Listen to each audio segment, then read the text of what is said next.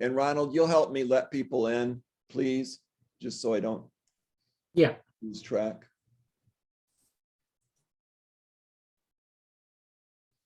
Hi, everyone. Okay, well, we'll be starting in just 1 minute. I want to give another minute just for people who are joining. This is the Equal Opportunity Now by Any Means Necessary press conference, calling for a return to full virtual learning and for schools not to open tomorrow with the Omicron variant raging. So that's our subject. And just 1 more minute here.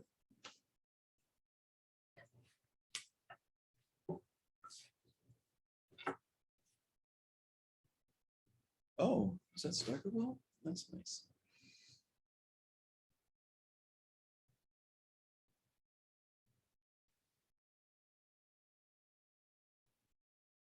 Okay, well, I think we'll start. Welcome, everybody. I'm glad we have a good turnout here. I'm gonna start out. This is the EON BAMN, Equal Opportunity Now by Any Means Necessary press conference, calling on Oakland, Berkeley, really all San Francisco, all Bay Area, and other school districts to shut down face-to-face instruction, to not have families, students returning to the school sites tomorrow, and return to virtual learning while the COVID pandemic, and particularly Omicron, is a tsunami wave hitting us across the country and across the world. The return to school could only mean a disaster, a catastrophe in terms of human health. The question of dealing with COVID-19, of dealing with Omicron variant, is not solely a health question. The question foremost is a question of policy of how the pandemic is being dealt with. And the United States, with the largest toll of COVID infection and of sickness in the world, with 825,000 people dead from the pandemic, from COVID, has done one of the worst jobs in the world of having policies that will protect its own people, its own citizens, protect children. Obviously, the claim that we hear endlessly from school districts that we know how to keep your children safe is not true. There are 200,000 COVID cases reported among children in the week prior to Christmas. The COVID is now the 5th leading cause of death for children 5 to 12, and the 8th leading cause for all minors. That's I'm sorry, I've got to let some people in here. Can somebody help me let people in, please? I'm just seeing a stack of people. So it's obviously clear that the policy currently being carried out of reopening schools, of essentially trying to force parents and students to return to schools, to work, to public events, public meetings, is turning public events into mass spreader events for COVID. And that's exactly what will happen if schools are reopened tomorrow. It doesn't have to be that way. Around the world, there are countries that have far, far fewer deaths than the US does. I have here in South Korea, they've had 825 people die during the COVID pandemic. As opposed, I mean, that's, I can't even do the math. That opposed to 825,000, so 1,000 times fewer. In China, with a population of over 2 billion, they've had under 5,000 people die. This is a question of policy, and in a certain way, that's the good thing. We EON BAMN is we are an organization that are fighting along with everyone here and people we're working with to establish a policy that can fight the pandemic and can save human life. That is our overwhelming priority, is to preserve human life. And we can do that. We need to be building, we're speaking out now, we need a mass movement in this country to fight the pandemic, to fight the policies that are forcing people back to the workplace, that are trying to keep the economy,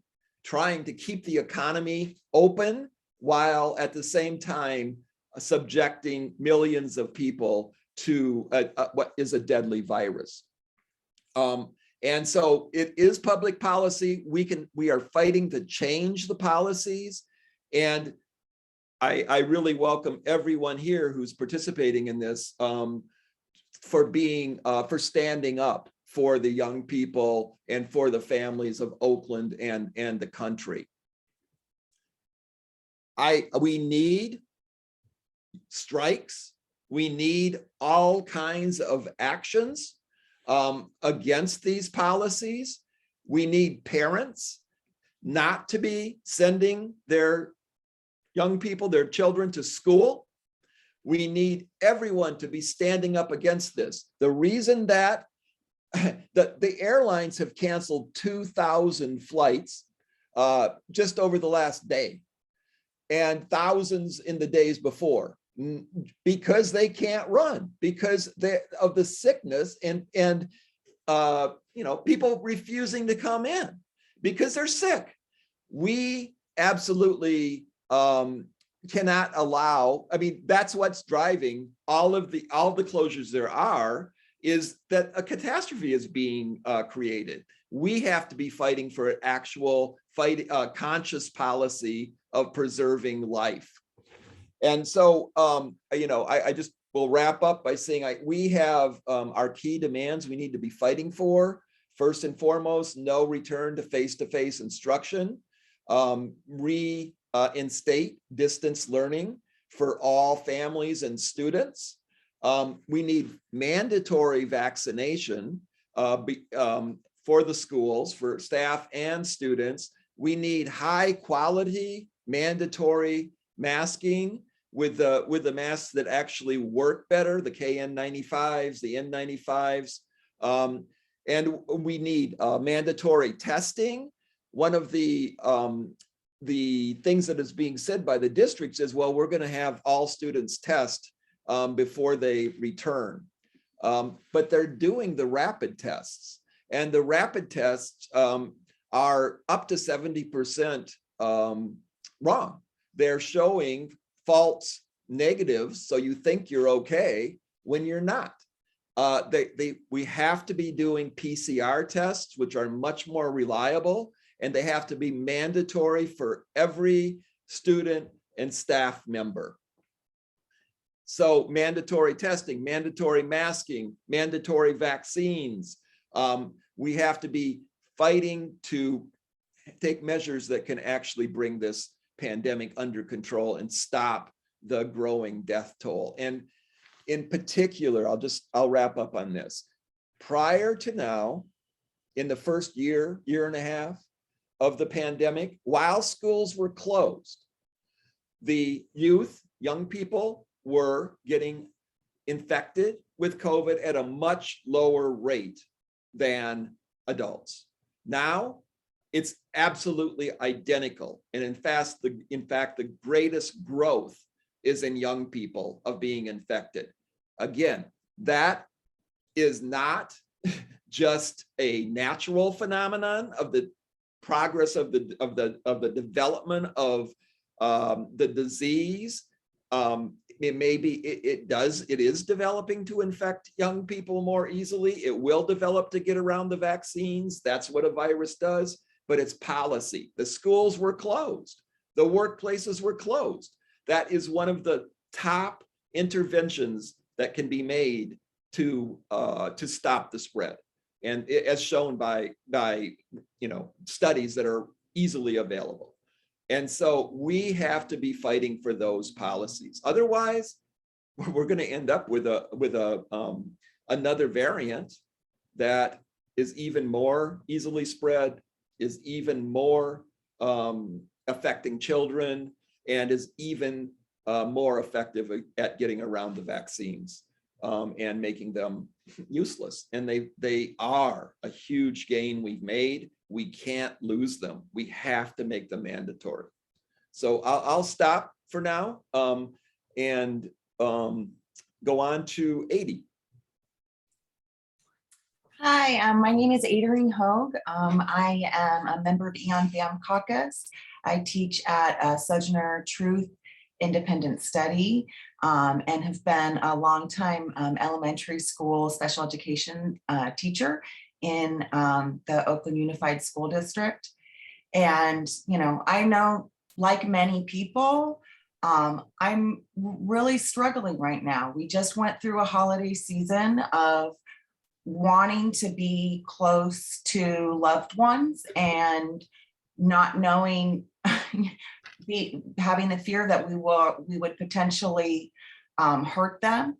And I do believe, though, that even though this virus uses, our bodies to spread as the vessels for the disease, the catastrophe is really the policy that has been implemented throughout the United States to prioritize profit and the economy over human lives. And I am very proud of what we have been able to do as a community, acting on our own to try to keep each other safe the best we can. And if we continue to do that, to say that we refuse to work in conditions that pretty much ensure that we will be infected with COVID, if we refuse to send our children into conditions where there's not adequate PPE for our young kids, the vaccination rates of young people are still quite low. And for young children, there is no vaccine. We have a responsibility to young people, to the people that are vulnerable in our community, to keep doing whatever we can to slow the spread of this virus, to make sure that the boosters have time to develop, the medications to treat those seriously ill with COVID, including children that are seriously ill with COVID, give them time to develop so that they can work better. And so I just want to encourage everyone that has been doing whatever you can to keep your community safe. Keep doing it. Keep doing it. We can't be perfect. We can't live in a bubble, but we can say, I'm not going to work like this. I'm not going to live like this. And I'm not going to ensure that COVID spreads like wildfire throughout my community because my government refuses to do anything and doesn't care about people's lives that are being lost right now. So I encourage people, don't send your kids tomorrow. Don't go to work. Extend your winter break another week at least. We need if we do that, we can get the reinstatement of distance learning programs for all. We can get the PPE that's necessary to keep our young people safe. But we need to act now. There are districts across the country that are saying, we're not going to open tomorrow. Oakland can do it. The Bay Area can do it, and we should do it. Yeah, don't go in tomorrow. keep your vacation going. You deserve it. Thank you, Adi. Thank you. So next, I wanted to, are we okay? We have Marina, who's a student in Oakland, and her father, Manuel, and Jose. Are you all set to speak?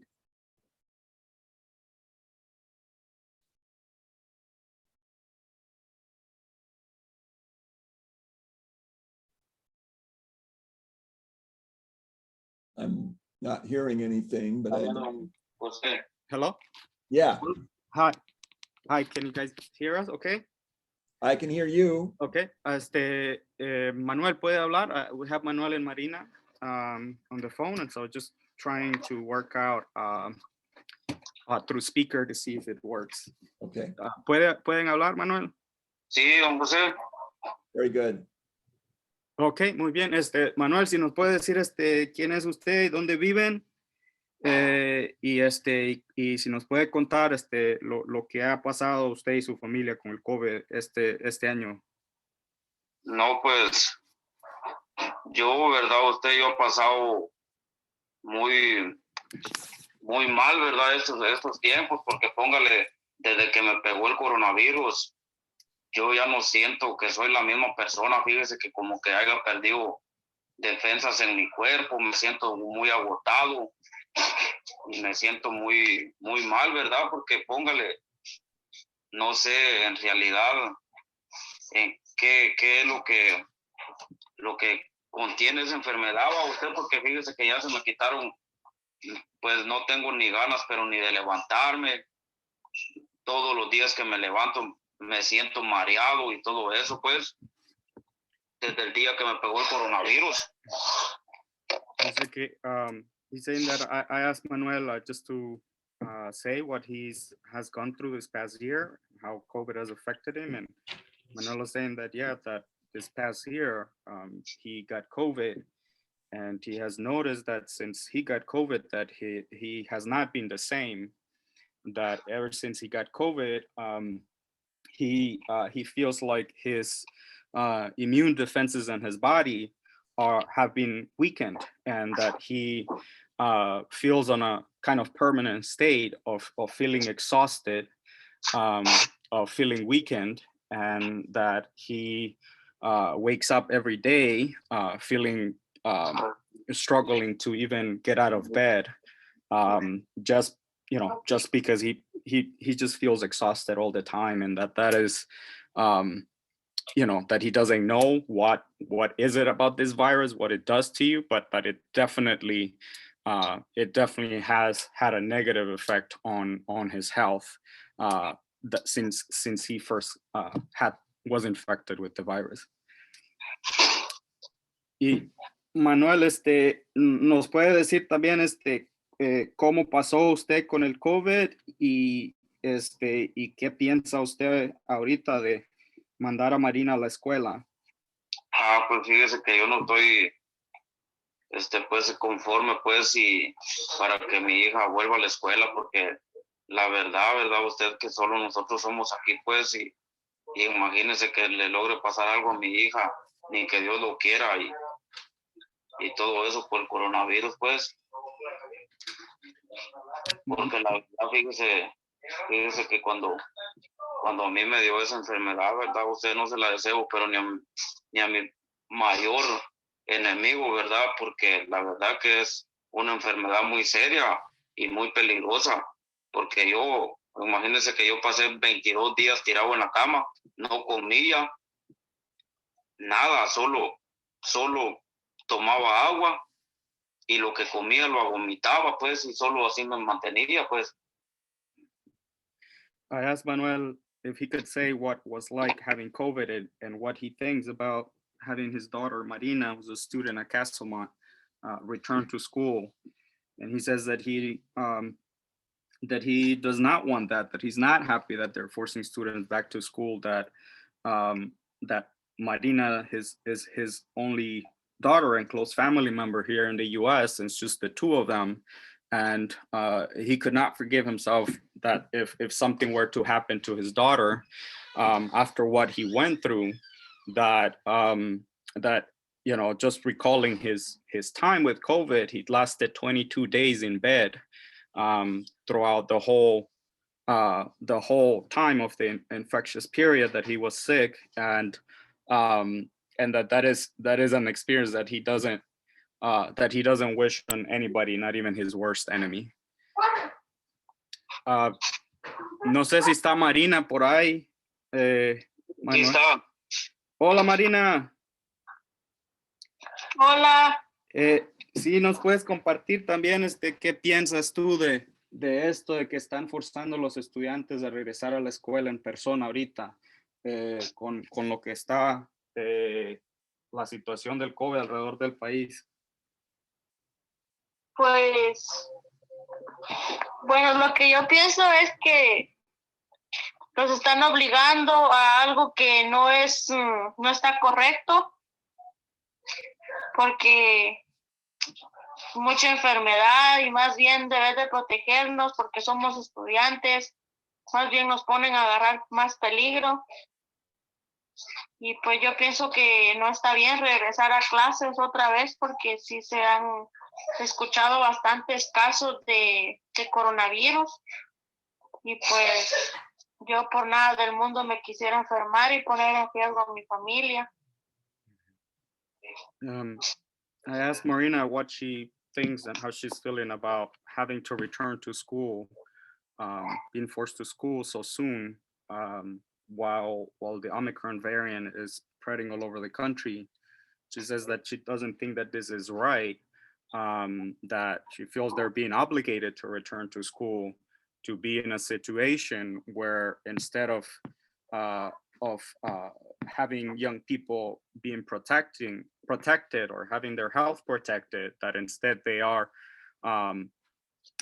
being put in danger with exposure to COVID, and that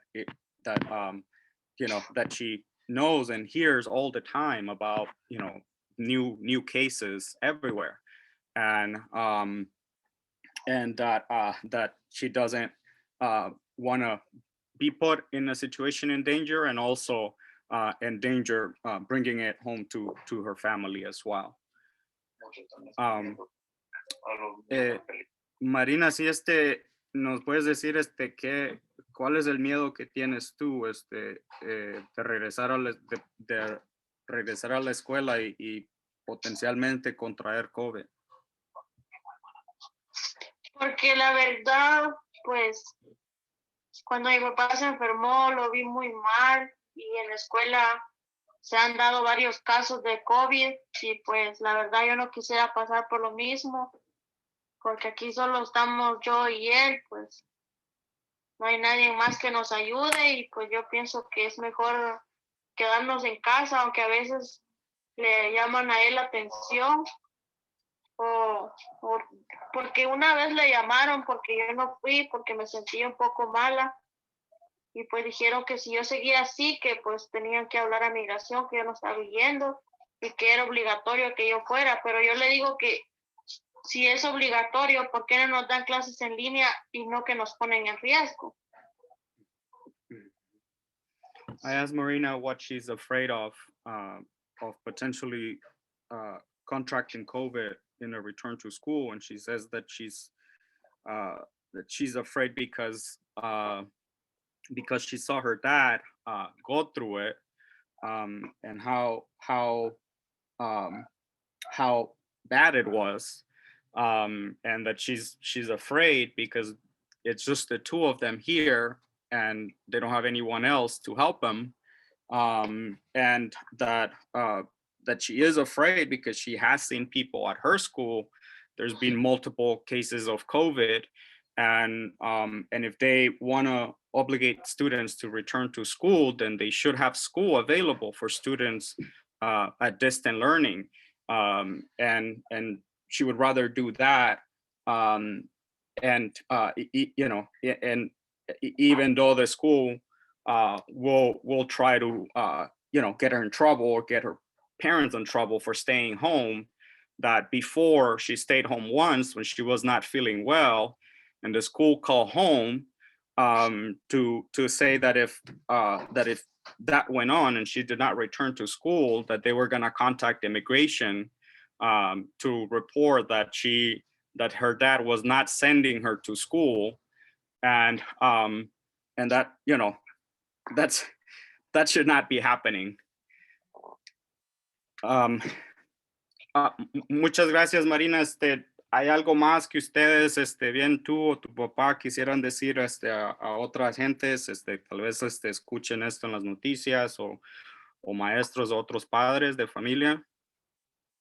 Pues lo que yo les dijera es que no pongan en riesgo a sus hijos, que igual yo soy una estudiante y no me gustaría por nada del mundo venir a enfermar a mi familia.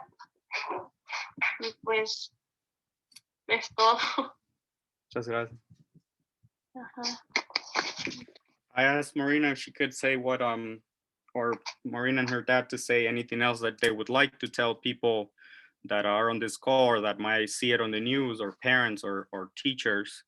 And Marina said that she would like to tell parents to not send their children to school to be put in danger, and you know, risk having COVID and bringing it home to their families as well.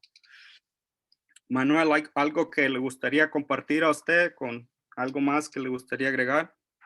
Pues yo lo que digo, ¿verdad? Que no hay que poner en riesgo a los niños, hay que cuidar la salud de ellos, ¿verdad? Porque así como se oye en muchos casos que están saliendo nuevamente, ¿verdad? Estamos poniendo en riesgo a nuestros hijos, pues, y no es correcto. Manuel just like to say on the same question, just to tell people to take care of their children, to not put their children in danger, that this is not, that this is a dangerous situation, and we have to take care of our children. Muchas gracias a los dos de ustedes. Vaya. Thank you very much. Mark, I think you're muted. Thank you, Manuel, Marina, Jose, thank you so much. So we're now going to have Yvette Falarca, who's a teacher in Berkeley, and then Christina, who's a parent in Oakland. So Yvette, you want to go? Thank you. My name is Yvette Falarca. I'm with the EON BAMN caucus, and I teach at the Berkeley Independent Studies program in Berkeley, California. I'm very glad that we're holding this press conference. I think that there could be no better time now than to hold this and to make this demand. Every day the schools are open is a super spreader event. I'm going to say that again. Every day the schools are open is a super spreader event.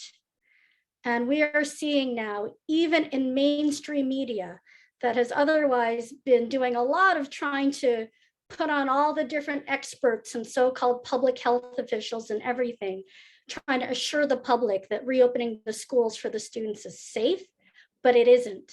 And even as of last night, Dr. Jonathan Reiner on CNN, who has not necessarily stuck his neck out very much in the past several months, but even he said last night that at the beginning of this pandemic, we were all taught you have a significant exposure if you're within 6 feet of somebody and you're in contact with them for more than 15 minutes. But now all these rules are out the window with Omicron.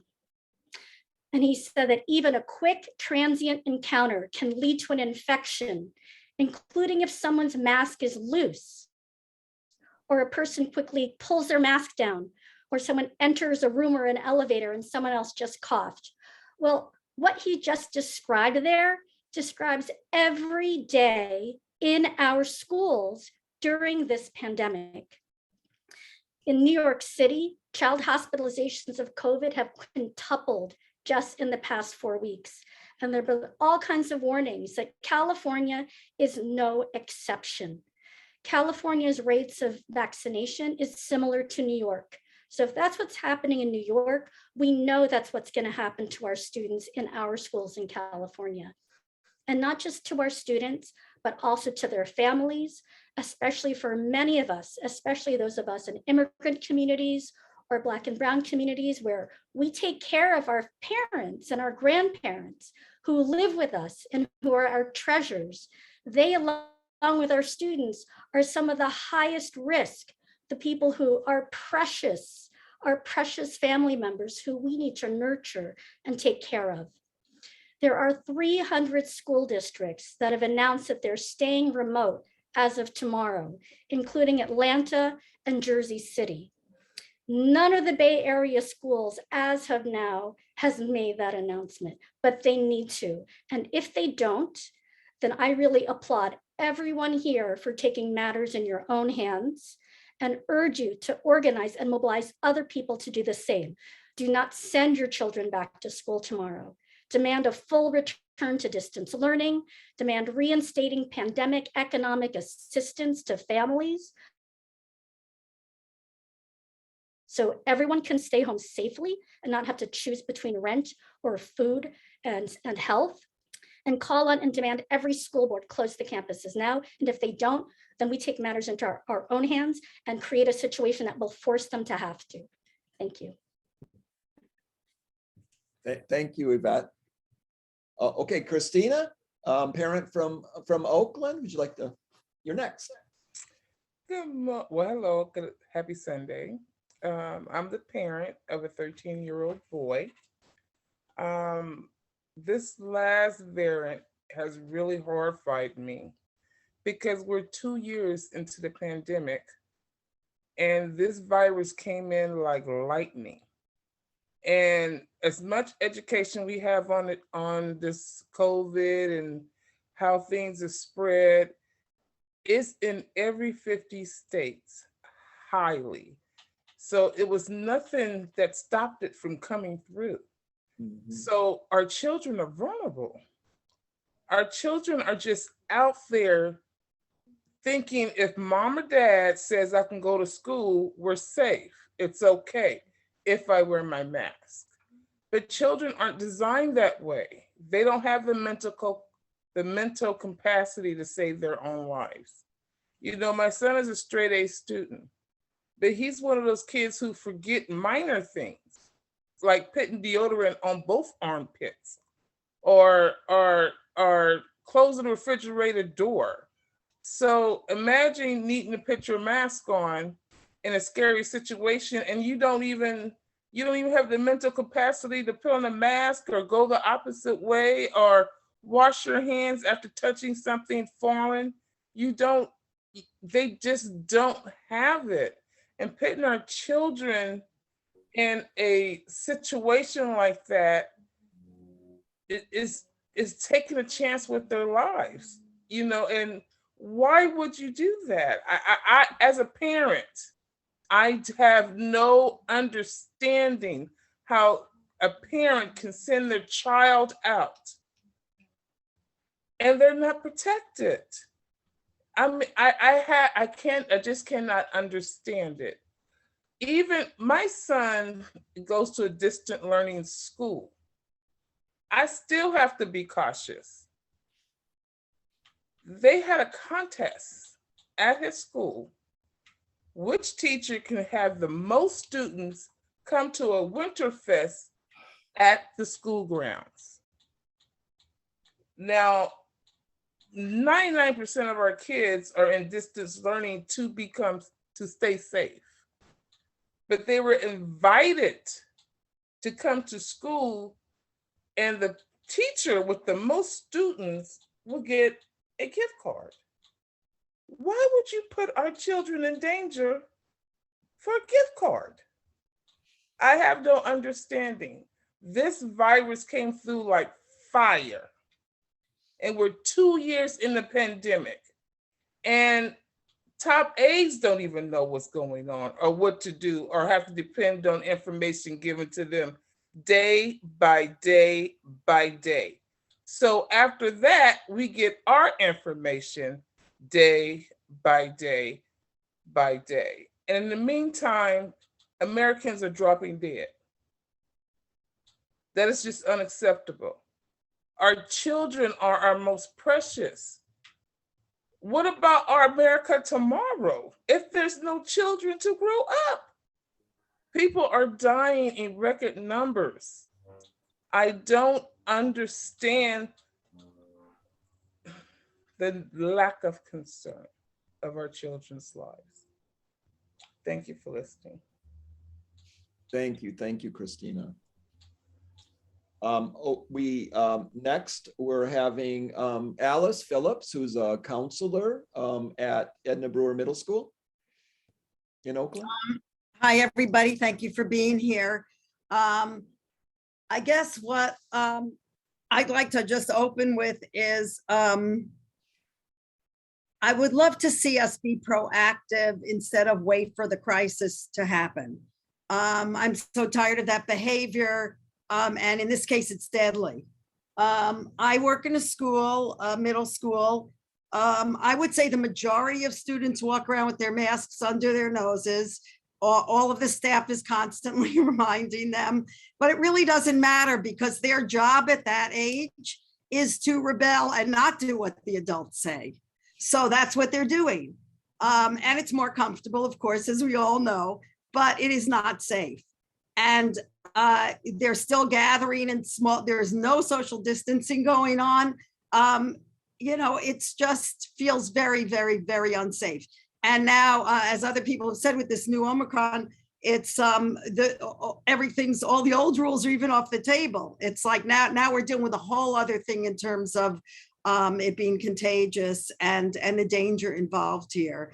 So yeah, it's just very scary. And I want to say as a counselor, you know, we have the students who are doing that. Then we have the other students who are wearing their mask properly and are terrified. So they're walking around stressed out all the time. And as a counselor, I see these students, I talk to them because I do understand where they're coming from. And I try and help them navigate a building where that's crowded, where the hallways are narrow, and they're terrified to be walking through the hall. So it's really untenable. And it doesn't make any sense. And it definitely, that level of stress does not help with anyone's education. It's hard to even think when you're stressed like that. Let's see, I had a couple other things. I've been trying to get N95 masks, which is what we need, just for staff. I'm a staff and I cannot get one. So I bought my own, but I had the wherewithal to do that. I watch the students come into the building. We have the blue masks, the little blue surgical masks on a table. They don't bring masks from home. I mean, some do, but a lot of them don't. And I watch them walk in the building with no mask, go up the stairs, come to the table, get in line and just grab a mask, right? So every day they're grabbing these blue masks, which apparently don't really work for this variant anyway. But they're walking through the halls with no mask because they're not bringing their own anyway. So that's pretty disturbing. I also want to mention that, you know, now that we're saying that kids are, you know, getting as sick and contracting this as much as the adults are, I've always kind of resented the idea that, oh, well, only people with conditions and old people are the ones who are going to go, right? Well, I'm old, I got a condition, and it really doesn't feel good for that, for, you know, this thing of like, okay, the young people still live, don't worry about it. These are people's grandparents, these are people's parents. How many kids lost their grandparents? You know, what is it, 825,000 kids, their parents. So if we're saying that it's okay for the kids of Oakland, the Bay Area kids, to lose their parents because we want to open the school, that's just so terribly, terribly irresponsible. What's worse, really, when it comes down to it? You know, if you miss some content or if you lose your parent, there's just no excuse. And on that note, I want to add that, like, we're creating a crisis in the hospitals if we have kids in schools. Our communities are going to be filled with, there are so many kids who do not have boosters and do not have shots. They're going to be filled with these COVID cases. So if you get in an accident, if anything happens, right? Heart attacks, anything, surgeries that are supposed to happen, we are going to be completely overrun and overloaded. We can prevent this. So being proactive is so important here in preventing a crisis that we really don't need to have. And I was talking to a friend in Maryland whose county also decided to wait till we have more information, wait till after Martin Luther King Day and just, see how it goes, see what's going on. There's absolutely no reason not to do that for us. The Bay Area leads the way in so many things. Why wouldn't we lead the way in this? Along with these other places who actually are the ones who are really leading the way. It's really important that we care about people and we care about families. And I think I've said it all. So on to the next person. Thank you for hearing me out. Thank you so much, Alice. Thank you, Ms. Phillips. So I know that Jonas, who's I believe a teacher in Berkeley, would like to say something. And I know Nurse Steigerwald has been very active in the chat, and I'd really like you to invite you to speak if you'd like to, Ms. Steigerwald. So Jonas, you want to go? Sure. Thank you very much. It's so wonderful that you've organized this today in order to get the word out on this essential information and perspectives and voices that everybody should be hearing. So I just want to make a few points. Long COVID. So Dr. Eric Feigelding, who's been a real source of good information through this pandemic, recently pointed out that even Anthony Fauci said, with Omicron and all the variants, the rate of long COVID has not changed. So all this, oh, it's milder. It's milder. Oh, really? It's milder in New York right now. It's milder in Los Angeles. It's milder in the Bay Area right now. It's milder. Our transmissions are higher than ever. That means long COVID is going to be higher than ever. The rate of long COVID has not gone down. So it's not just about deaths. Of course, deaths are essential. We got to watch that, but it's not just about that. It's about destroying lives. It's about brain injuries that stay with people for who knows how long. Effects on the brain. This whole strategy of mitigation, the whole idea was, well, all we got to do is keep cases to a level that the hospitals can handle, that the system can handle. It's failed with every single one of the 5 major surges we've had in this country. It's failed every single time, but the strategy isn't changing. We must talk about zero COVID, aiming for elimination, even if we don't get there. We have a zero fire policy, like Dr. Yanir Bar-Yam points out. If a fire starts in a house, we put it out immediately. We don't let it spread to the community or tolerate some low level of fire in the community. And that's what we need with COVID. Lastly, just personally, I've been my mom's primary caregiver since the beginning of the pandemic, doing her shopping, taking her places, doctor's appointments and things. And she since May, she's had a lot worse health things, nothing COVID, thankfully. Right now, I only can do window visits with her in a skilled nursing facility. And I'm so glad the facility is not allowing visitors. It's in San Francisco. At least they've taken that measure, but why are we having our kids all come together? I work in Berkeley Unified School District. Sorry, I didn't say I'm a teacher. I work with psychiatric hospitalized adolescents. And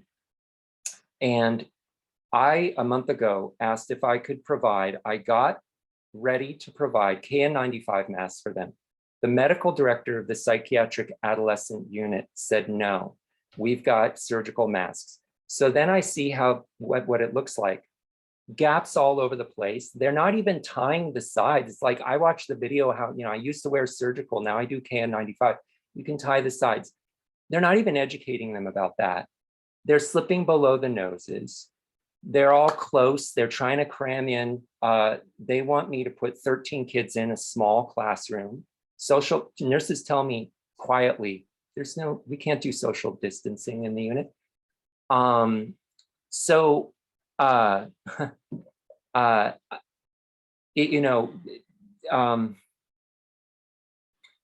we can do better. We've got to do better. We got to keep speaking up. I wear the KN95. The director kind of tolerates me for wearing that. Said I had to put a surgical over. I said, no, I'm not putting a surgical. That's against what you do with a KN95. And thank you for having this. We got to keep spreading this information. It's the good information spreading that changes and the action that changes the situation. Thank you so much, Jonas. Thank you. Ms. Steigerwald, are you interested in talking now?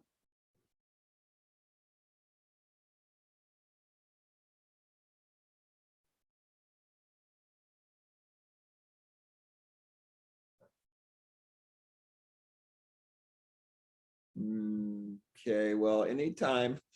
Is there anyone else? I know Tanya Kapner is a teacher in Oakland, and also Mari Cruz Lopez. So those are the next two people I have, or the last two, but I would invite, if anyone else on the call wants to make a short statement, please do. So Tanya, do you want to go next? Yes, I'm Tanya Kapner, and I'm with Equal Opportunity Now by Any Means Necessary Caucus, and currently teaching at Sojourner Truth Independent Studies, because I cannot go into these unsafe conditions, and I cannot allow, we need to, if the school district gave up and cared at all about students in Oakland, they would do everything to provide distance learning from every single site for every single student. They would be shut down tight. They're not even doing the bare minimum. They're not even providing KN95s for students. You can pick up a test and take it if you want before coming back to school this week, but come on in and we'll give you a test at the end of the week if you so choose. They're not even systematically testing. They made some rapid tests available one time before the end of the school, before vacation. This is unacceptable. When we see, everybody else has spoken to it, quadrupling of children in hospitals in New York. I'm seeing in the chat that the tents are back at the hospitals in LA because of overload. Young adults in their 20s are dying of COVID now in Kaiser Hospital. This is a lie to say that Omicron is not worse. We have to do everything we can to stop young people from being exposed to it, and we have to do everything we can to stop this virus from mutating farther to evade the vaccines and to come up with new, worse varieties also. So there's obviously a surge internationally. Nobody thinks there isn't. I mean, right now, about 40% of healthcare workers in London are sick with COVID, yet our government, the CDC, is putting profits over human lives and talking about sending COVID positive healthcare workers back into hospitals and talking about shortening quarantine requirements, when we all know that would mean that 5 days means some people are going into work right when symptoms are first presenting or have not resolved.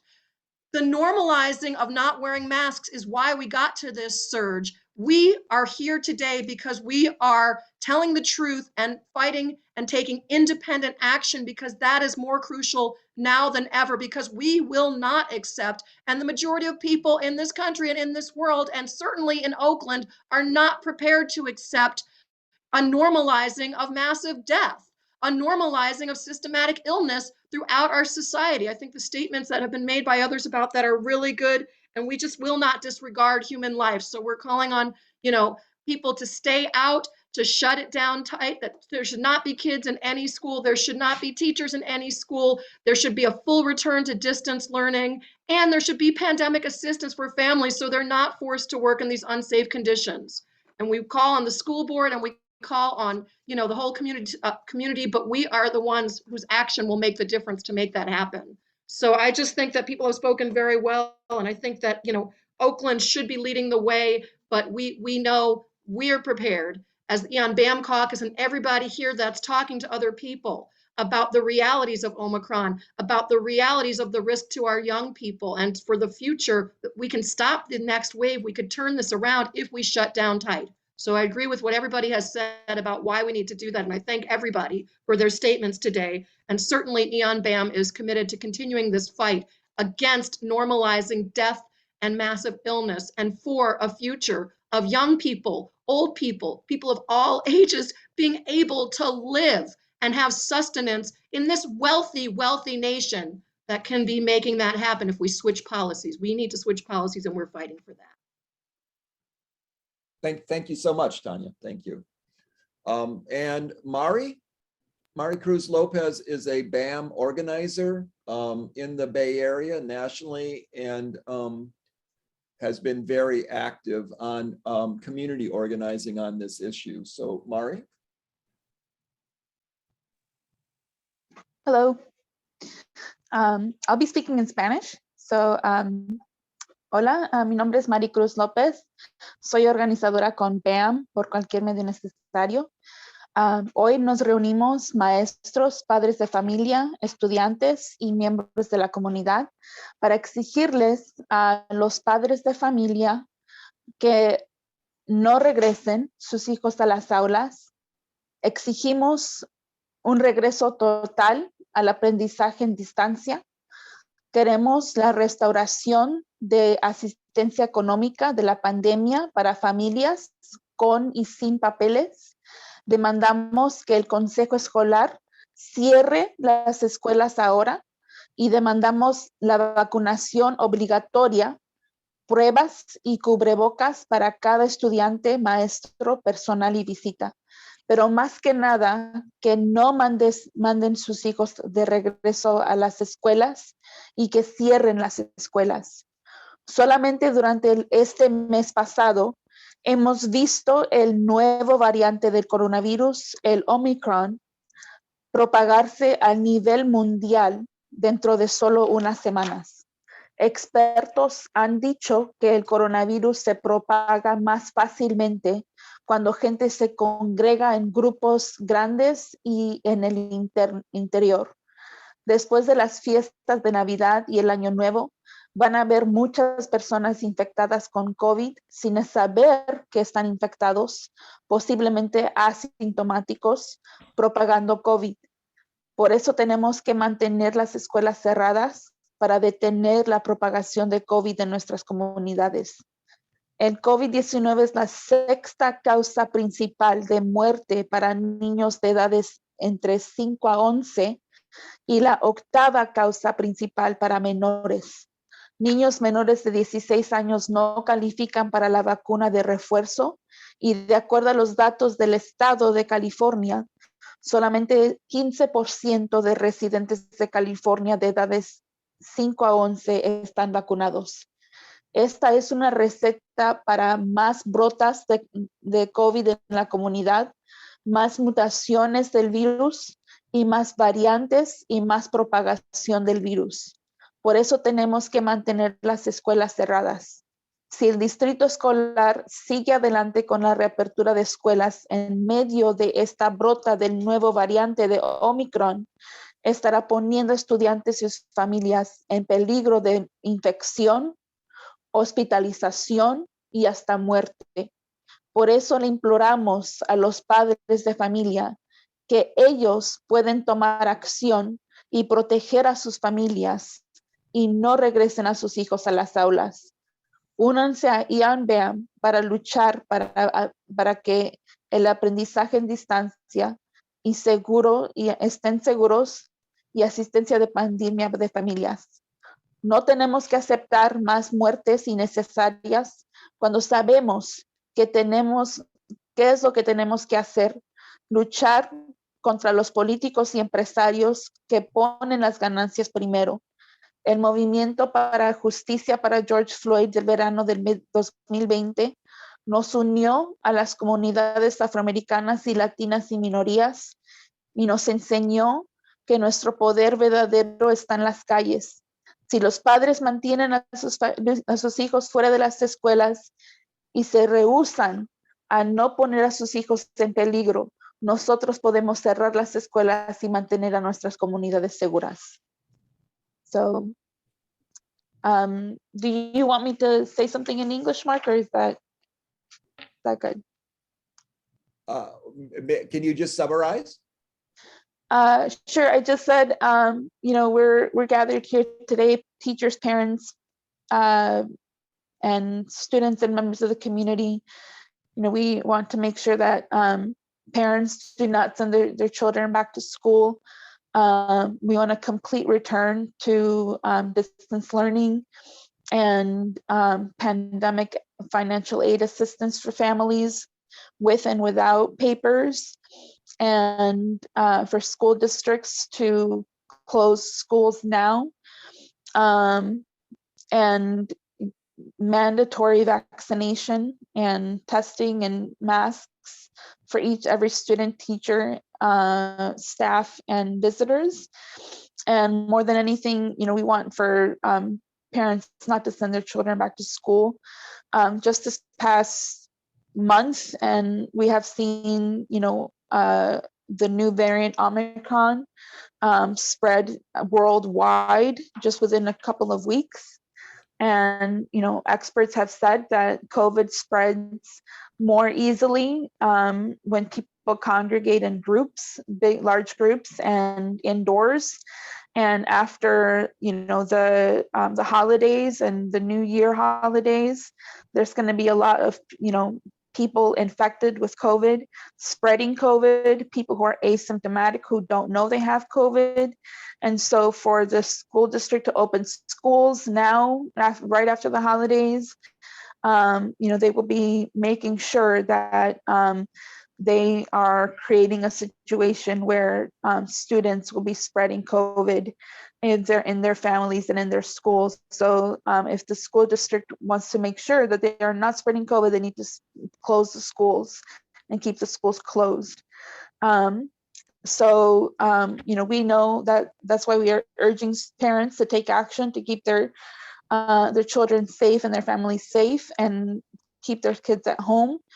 And we don't have to accept any more unnecessary deaths when we know what we need to do to stop the spread of COVID, and fight against the politicians and corporations who all they want is to put the reopening of the economy and profits first.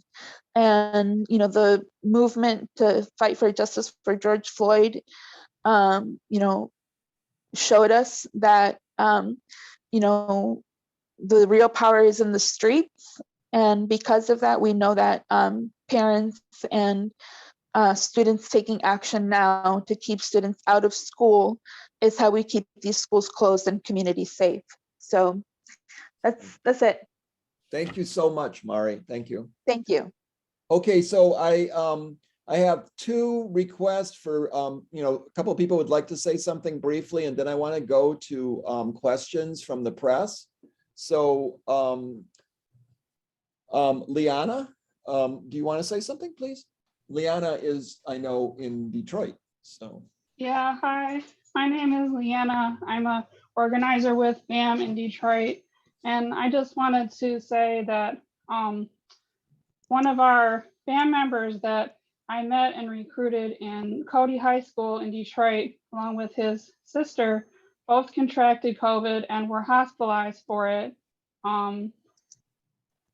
Desmond, the elder sibling, is 25, and his sister was discharged and is recovering, but her brother Desmond was admitted to the ICU for having a stroke, and had been waiting for the past couple of weeks to find out what has happened and if he's going to recover. And she did reach out, his sister did reach out to me to tell me that I don't know if something got worse or went wrong, but this is due to COVID that he is now brain dead, they're telling us. And he is 25, he's 25. And this is somebody I've known for like 7 years. And, I wasn't super in touch with him since COVID started because I've kind of just been in my home, working from home. So I don't know if he was vaccinated. I don't know what his job situation was or the situation of the people in his household. And of course, the hospital is not like testing to find out, or did he have, you know, Delta or did he have Omicron? I don't know the answers to those questions, but I do know that a, you know, 25-year-old young Black man who did not have any known pre-existing conditions is now brain dead, and his mother is supposed to have to make some kind of decision on whether to continue life support or not tomorrow.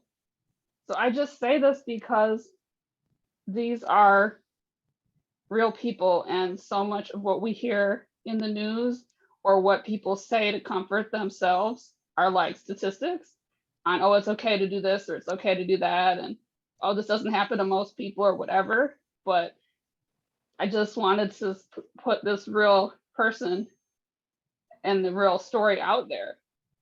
And this is, I know there are other people who know people that this has happened to, and it's not just older people. So I just think that I really blame the overarching policy of forcing things to reopen, the economy to reopen, forcing people back to work by removing pandemic assistance and unemployment, and forcing people's kids to go back to work because they have to have childcare in order to work, and for not, you know, instituting any serious attempts of mandating a vaccine or mandating testing and contact tracing, just the utter unseriousness of the whole thing. So I just think this fight is so important. And that's just an example of one real person's life that has now essentially been ended because of this murderous policy. So that's all I have to say. Thank you, Liana. Okay, we're going to have two more brief speakers, and I'll let you introduce yourselves, and then we'll go to press questions. So Kelly, would you like to say something? Oh, hi, everybody. Thank you so much for the invite, Yvette, and thank you to all the speakers. We're very powerful and amazing, and especially to our parents and students. I am a teacher in Los Angeles. I'm also a parent of two students who, one graduated and one is going to graduate this year, who've been really affected by this pandemic and have had and currently have mental health crises and challenges. I've also been a special education teacher for many years. I'm currently a teacher librarian in a middle school. And I just want to say that, you know, my son is in the hospital right now, but I cannot visit him because when the Omicron started doubling every day, they shut it down. And that's super unfortunate, but I totally understand it. And if hospitals, you know, have to do that, and, you know, Kaiser pulls out of the Rose Bowl parade, I think we need to figure out what's going to go on with school. We definitely should be shutting it down. So I really appreciate the comments. I myself, like this morning, before getting the invite, was like, yeah, I don't think I'm going back next week. And I think I'm going to ask my daughter to do the same because she's already, you know, reported that it's not been safe for her at school, that several of the students had been sick before. And then we just found out that she was supposed to be quarantining, but they never notified us. They just sent us a letter saying that she was exposed, directly exposed to someone who had COVID. And we should have been tested before we went to see, you know, my elderly aunt and mother. Like, that just blows my mind. But we understand that there are a lot of cracks in the system, and the kids do not wear masks, as noted. They really don't. And even if you tell them constantly to put it back on, and they're inside and the air is stale and it's not circulating, it's just, you know, like a petri dish. And I really appreciate the speakers who've already spoken to that.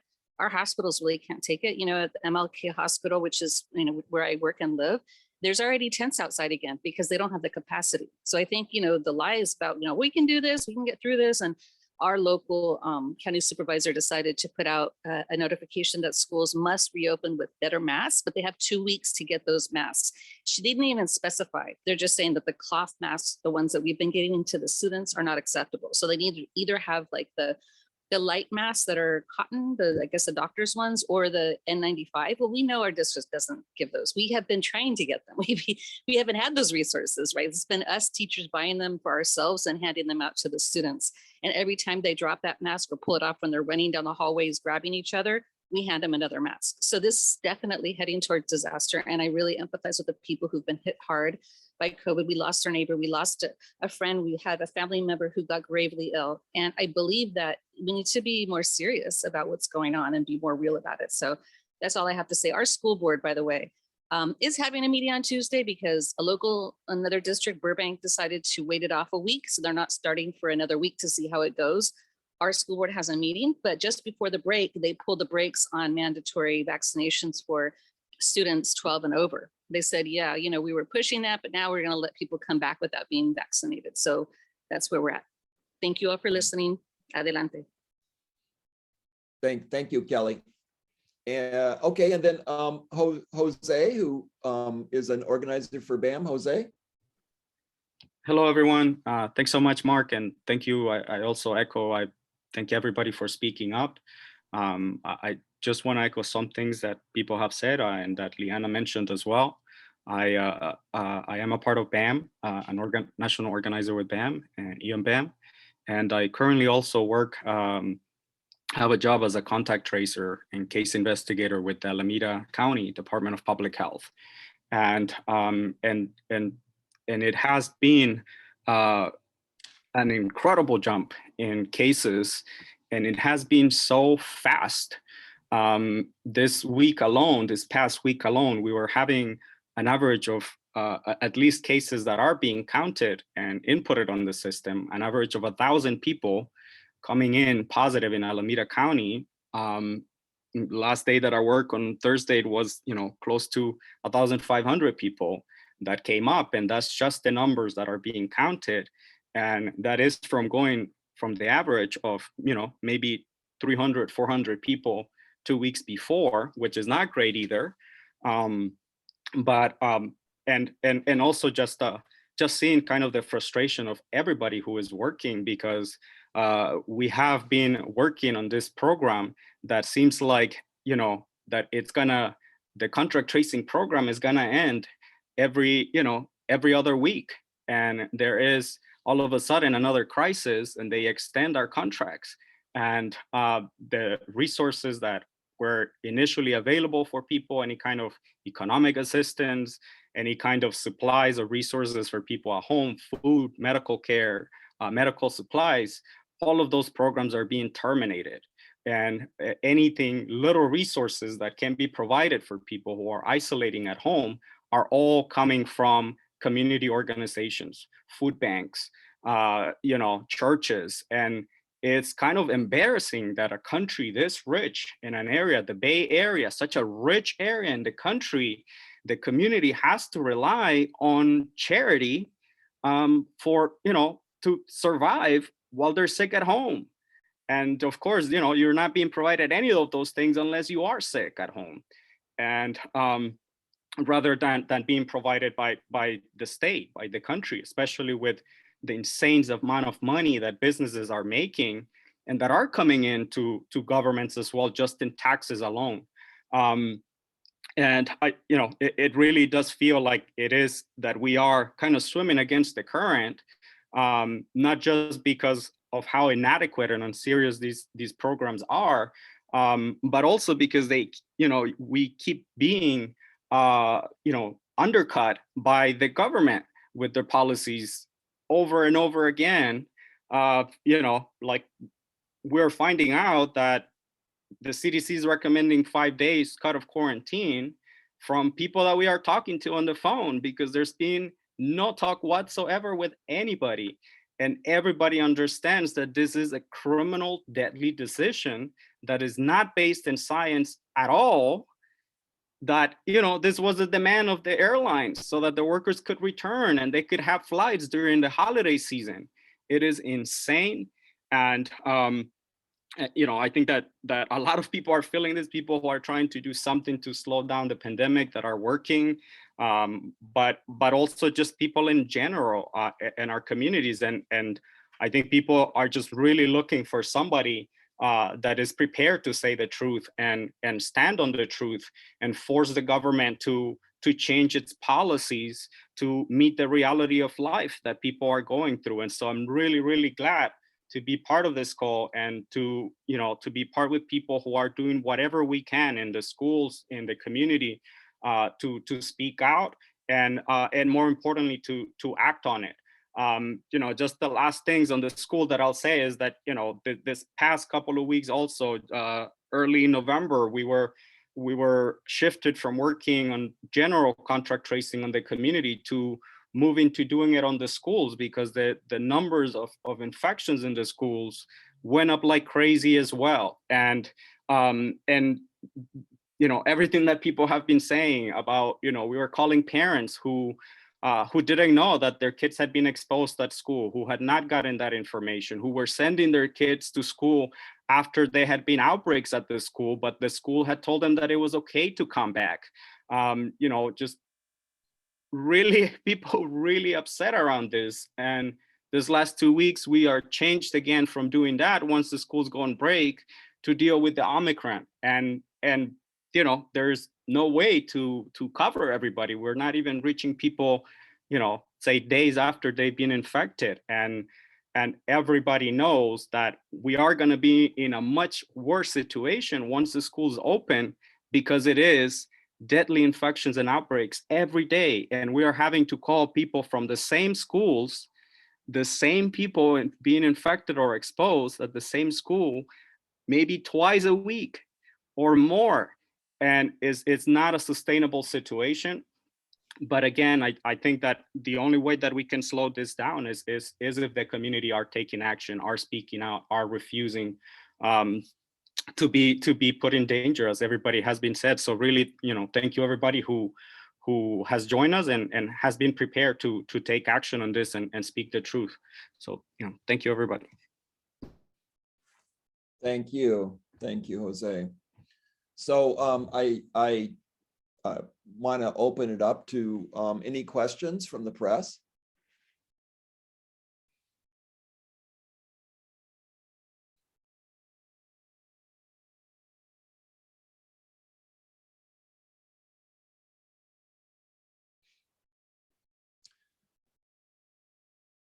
Nobody can say our BAM press conferences aren't thorough. So anyone? Okay, well, I do want to thank everyone who's attended and spoken tonight and shared their thoughts in the chat and shown up in solidarity. It does. We hold the future in our hands, and it's extremely, extremely important that the people who are here telling the truth are doing that, are standing up and doing that. This situation, as people have been saying, the opening of schools is not tenable. It's not going to fly. It is going to hit a catastrophe. And it's very important that people have a place to turn where they know that there's people actually saying the truth and pointing a way forward. So again, thank you to everyone. Thank you for everyone for attending. And we will certainly be holding press conferences in the future and continuing to fight. So thank you very much. Bye, everyone. Thank you, everyone. Bye-bye. Bye, everyone. Thank you, everyone. Thank you. Thank you. Thank you. Thank you. Thanks a lot. Stay safe. Right, stay safe. Stay safe. He wants to know if you liked your gift. Ruben wants to know if you liked. Oh, yes, yes.